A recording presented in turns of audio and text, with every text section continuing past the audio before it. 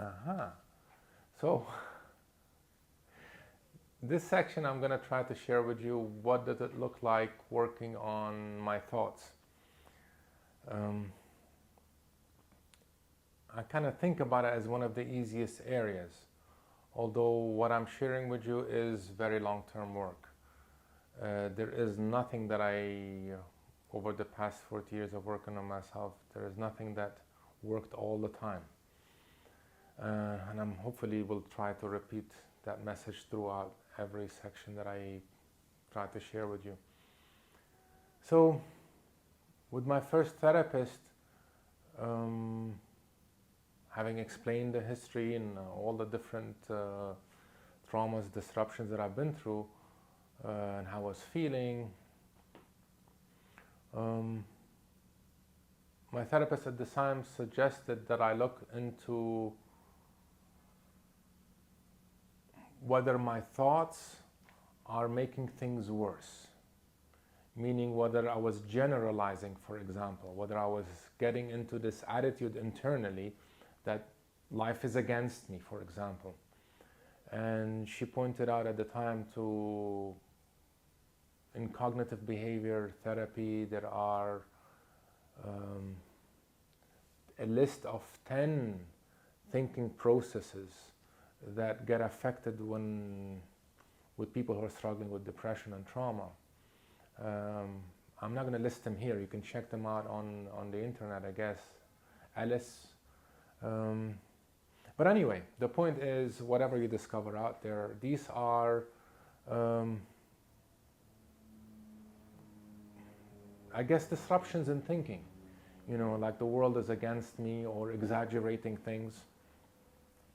But again, those two qualities that I was naming for myself is of presence really means be present to my thoughts, notice my thoughts. And I want to emphasize here that it's literally just about being present and noticing thoughts as opposed to trying to be regimental and engineer them or trying to change them or trying to direct my thinking. It's more of a Buddhist approach of just being present with and noticing. And there's a gentleness to that. It's about not interfering. It's like being with a kid who's very upset and you're just being with them and they're saying loads of stuff, and let them say it for a while. And if you let them say it and you give out a sense of acceptance and love and they feel safer, the tendency is for them to just regulate, or the thinking just calms down. That's the idea. It doesn't always happen, but the idea is that in my approach of trying to working on my thinking, it's a gentle approach and it's just about noticing. And with time, I would notice, yeah, man, I'm actually, you know, the world isn't against me. I just managed. It's just that it happened that I've had a lot of was born into very difficult circumstances, and it happens. And it is this sense of relaxation, relaxing away from being caught up in myself, an expansion internally that allows me to see myself in a bigger context. And with time, taking that approach and just noticing whenever I'm upset emotionally, and there is a connection between emotions and thoughts, but for the time being, I'm not going to get into trying to separate them. When I was doing the work, I'm noticing emotions and thoughts, but for now, I'm trying to summarize as much as I can, specifically what does working with thinking look like. And it's literally about trying to notice, and a gentle approach is what created a relaxation with time. And whenever I would notice myself, I would kind of, and it would simply fall off with time. How long did it take? Well, it became a way of living, a way of being. So it's not about something that I could fix once and for all. So when I would have more difficult situations later on, and I had plenty of them, I would notice that that area of exaggeration would come back. But then the noticing itself made it relax and made the system relax quicker than before. Eventually, I did get to a place where I felt comfortable that my thinking overall is healthy and not making things worse. So I would get to the stage where I would feel emotional pain. I would have worries that are valid, like being in college and worrying about exam. That's a valid thing to have. But I wouldn't have all of this negative thinking going on. So I would say that overall I got to a stage where my thinking wasn't negative overall. Now, that is different than having positive thinking. I make a strong differentiation between the two, because looking back now, I have a sense that there's an inner tendency, I don't think it's just with me, there's an inner tendency for emotions and thoughts to complement each other. Meaning that to feel emotional pain and to have a very positive attitude, there's a kind of a dissonance going on. It doesn't sit well. You know, and there are some people who tell me that they try positive thinking. I tell myself, I am good. You know, life is good. Well, good for you if that works for you, but that never worked for me.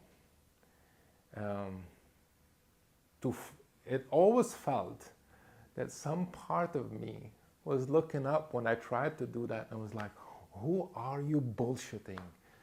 Things are fucked up. We feel shit, you know. So it took me a long time to get to a place where I don't have negative thinking. I am not making things worse for myself. But there is an exercise that I did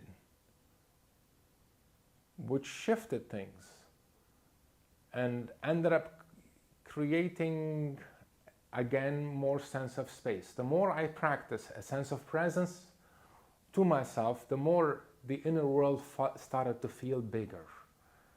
So there are many approaches out there about having a presence with oneself, and you know, in Buddhism and meditation, and there are, you know, when I say meditation, it's like this is a huge area. Like, how do you meditate? How do you? There's some meditation approaches are about focusing on a candle, focusing about something outside of you. But there are other meditation approaches about just being with yourself. Other meditation approaches about getting a sense of your body sensations and being present with myself.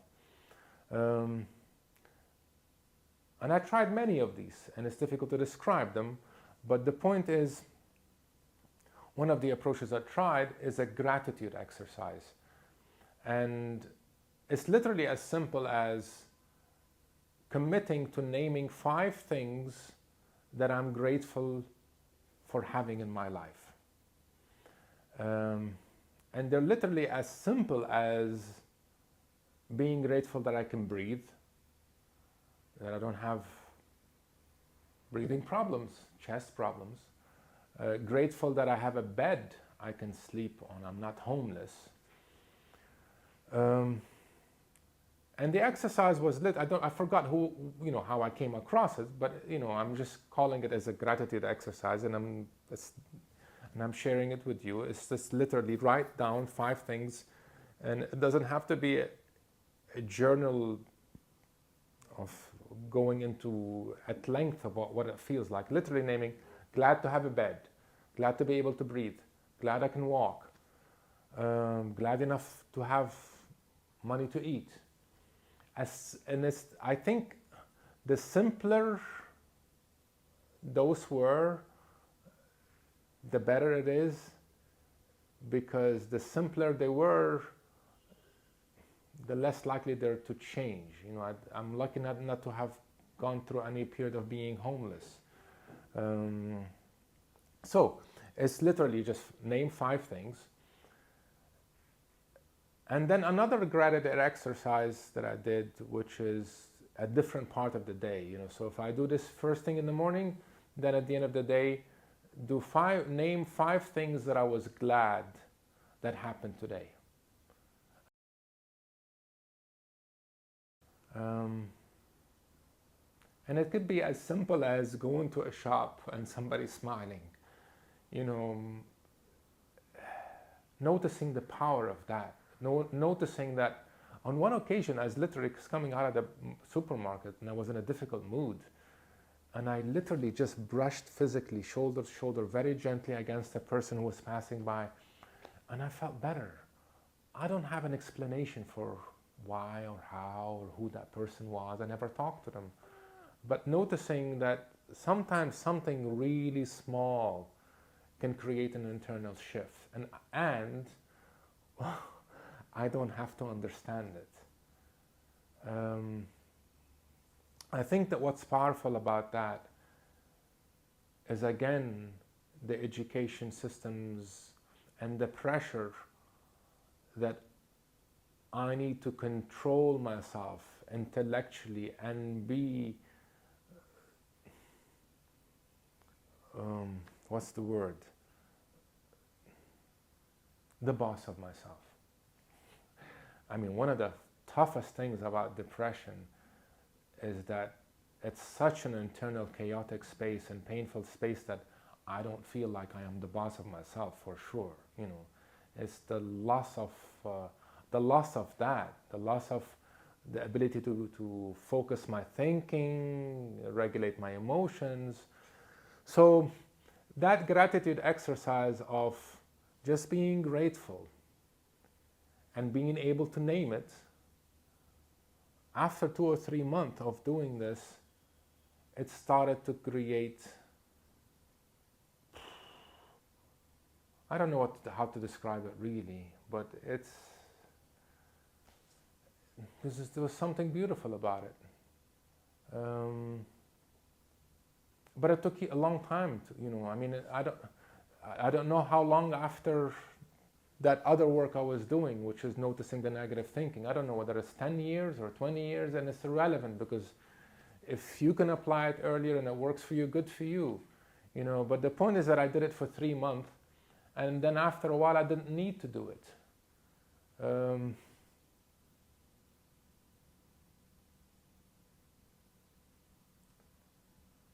I remember one occasion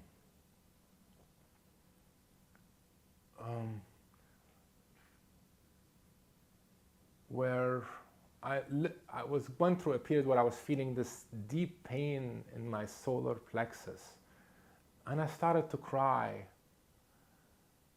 and then I sensed this inner space getting large. I was in pain, but I started to laugh at the same time. I have no explanation for it. All I can say is that I realized I'm going to be okay.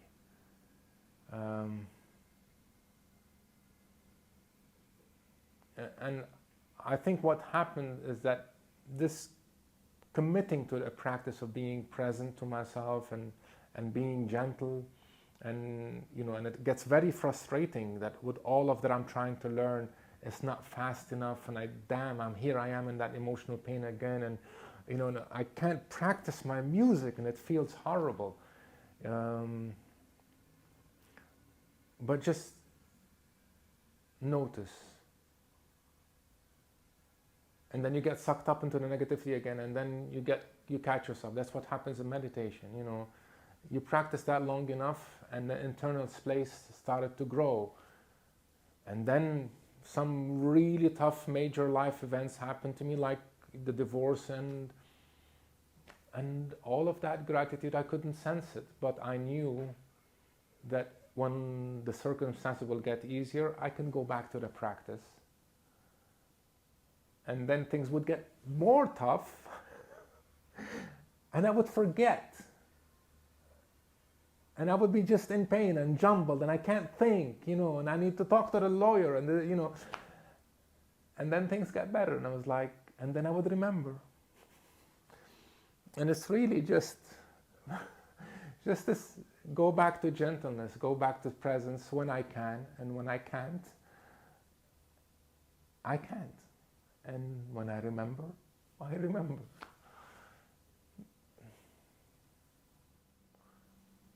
Okay, so there are a few areas worth mentioning,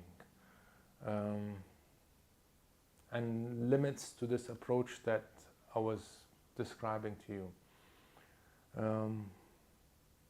One is that there are beliefs underneath the surface. So I can notice what I can notice, but there's stuff which is there underneath the surface, moving, influencing, and I can't even see it. There's an example that happened, it's an intense one. This is, I don't know, man, it's 13, 14 years ago. I was on holidays.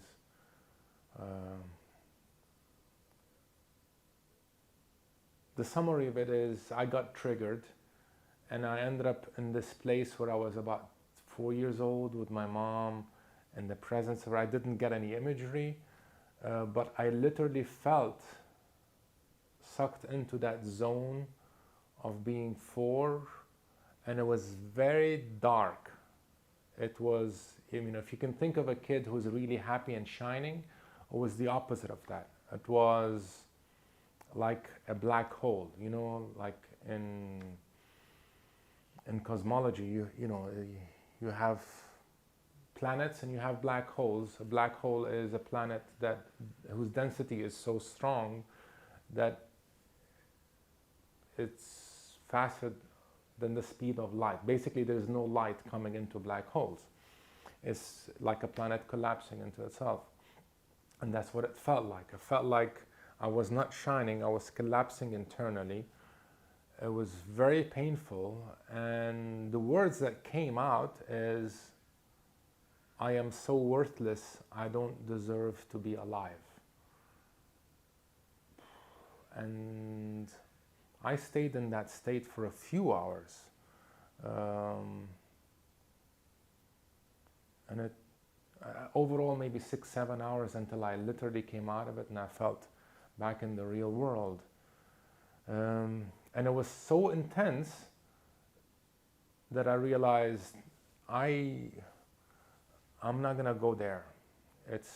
I'm not gonna try to dig in and go there. I'm not gonna try an approach of trying to regress and close my eyes and going back to that space, and I'll talk maybe about it in some other video, how I use the metaphor of black holes. And what I've learned about black holes, you don't study them directly, you study them by looking at their effects on what's near them and all of that. But basically the decision was, this is too painful, too intense for me to directly try to tap into. But the takeaway I got is the realization that there is an inner belief that is very dark. And it also showed me the limits of the approach of just noticing. And I just decided to keep on working in other areas, work where I can work, and see what happens over time. So I'm just letting you know that there are beliefs under the surface. They do their own thing, and it's very difficult to tap into them, very difficult to work with them. There are some therapists who will go like, no, we're going to go after this. Not for me. I will respect the defense mechanism. I will respect that something internally is actually protecting me, and that state only came out when triggered. But the point is, I've left some things alone until I was more resourced or stronger to deal with them. And I can only notice what I notice.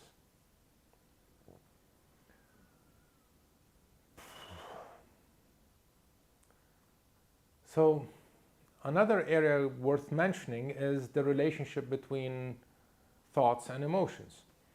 And in the literature of psychology or psychiatry or whatever, sometimes there are debates, and sometimes you'll have a researcher saying, well, this comes first, but personally, chicken or the egg, which came first, it's an organic process as far as I'm concerned. I'm not worrying. Sometimes I notice that an emotional state will influence my thinking.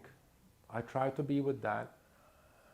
And I also notice that sometimes a negative attitude will affect emotions. They are interrelated.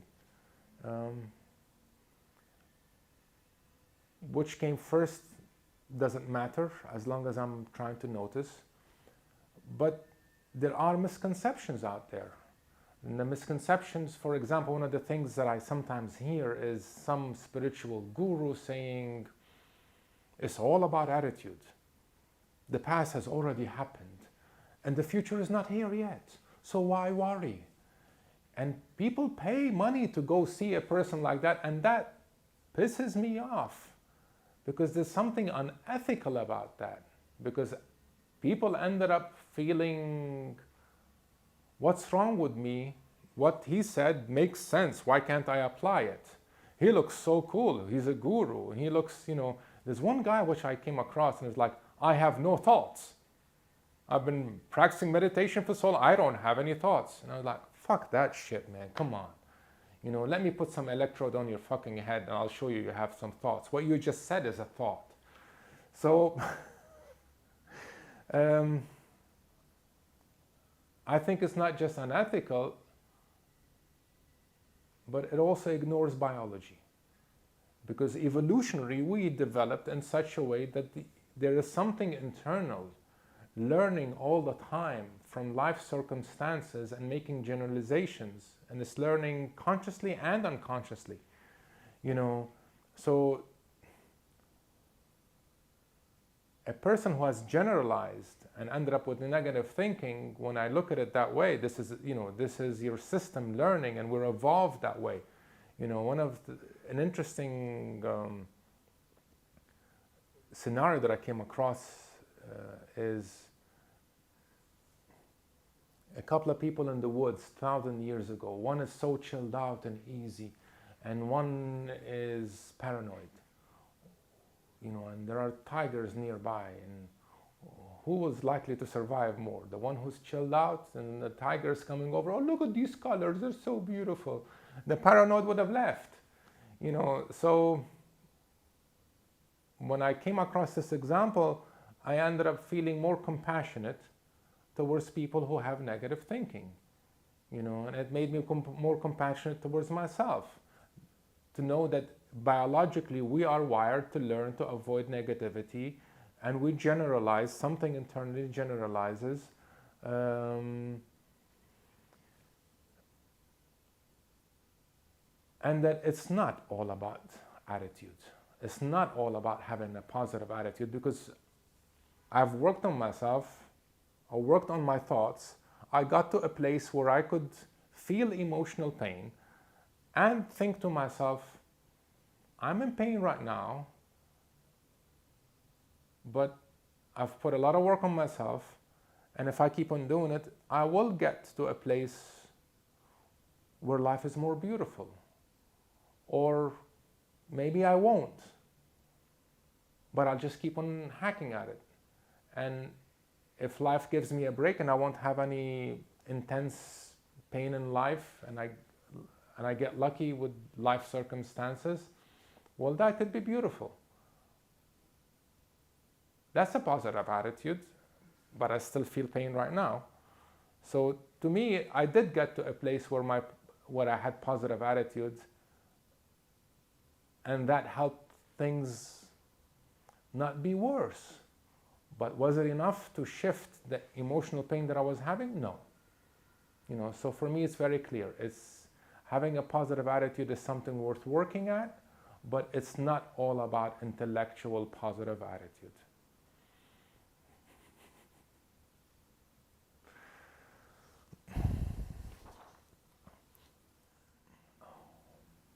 One approach that was helpful, if I'm talking about intellect and the relationship between intellect and emotions, is to name emotions. Just name them.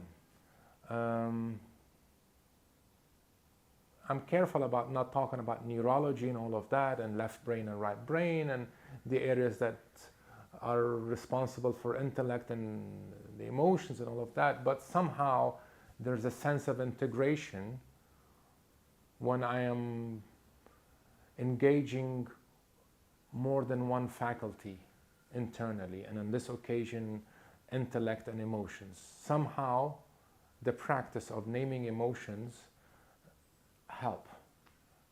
I ended up feeling some sort of sense of integration. I ended up getting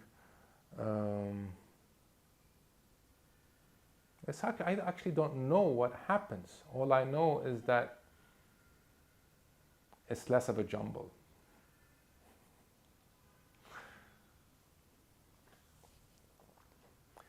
Another area worth just naming for now is metaphor, which is describing things internally in the words of imagination. I mean, this is a big area, so I won't get into it in a big way right now, but I'll name, for example, mythology. You know, mythology is all about metaphor. The language of dreams is also metaphor. Whether you'd want to describe it as intellectual work or not, whether it's something about you want to analyze or not, I'm careful about all of this stuff. But I'm just naming it as an area that is part of intellect and very different from linear problem solving, for example.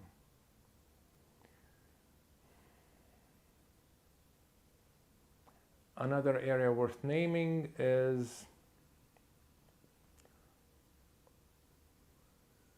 describing an inner state in language with an intention of just describing it as opposed to problem solving it and trying to manage it. I mean, I do this with my wife sometimes. You know, we both came across this idea is that when one of us is upset, let the other person know. I just want you to hear me. I don't want you to try to manage me or help problem solving it. On some other occasions, I actually do want you to help me think about it in a problem solving way. But I'm naming that there's a huge difference between the two. One is directive, one is trying to solve, and one is just trying to be with, which is closer to the example that I was giving earlier on about having an adult just be with the kid and not trying to solve things for them, you know.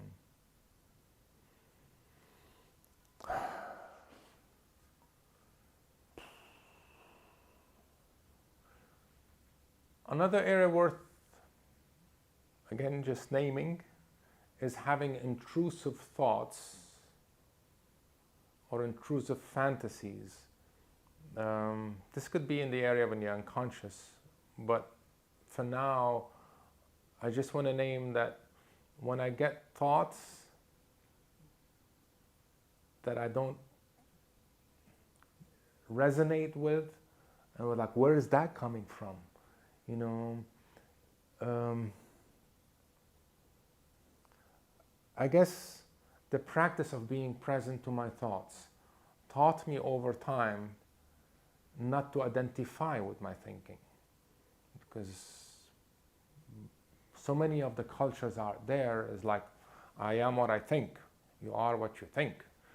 And for me, some of my thoughts are just not very reliable when I'm not in a good state. I have a history of knowing I used to exaggerate stuff. But with time, my approach to noticing my thoughts is not to fight with them. Let them pass like a stream, you know. Some of it is like junk, in the same way that every day we need to go to the toilet and poo and pee and stuff like that, you know. But I am not my thoughts, you know, or my thoughts change. Again, the most important thing for me is applying this sense of presence to myself, creates space internally, and helps me not identify. In Buddhism, they call it non-attachment. But the more I practice that, the more the inner world gets bigger, and it becomes, to use a metaphor, it becomes like me noticing this world internally, and it's a huge landscape, and the more attention I pay to it, sometimes the bigger it gets, and sometimes it has fantastic creatures, and sometimes it's like a city with managers, and some of the managers are trying to manage too hard, and I'm none of them, and I'm all of them.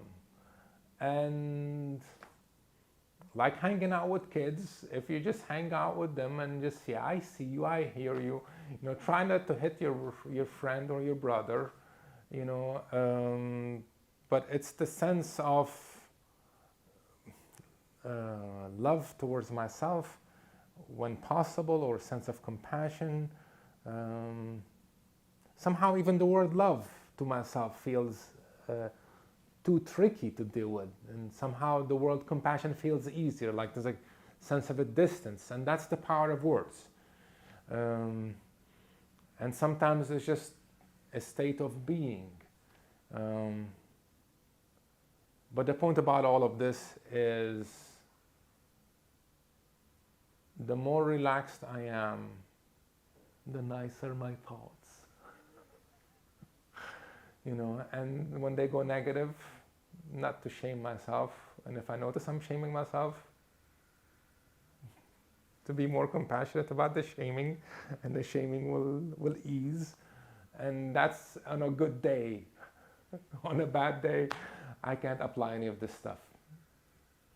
You know? It is complex being human. Who made this stuff up?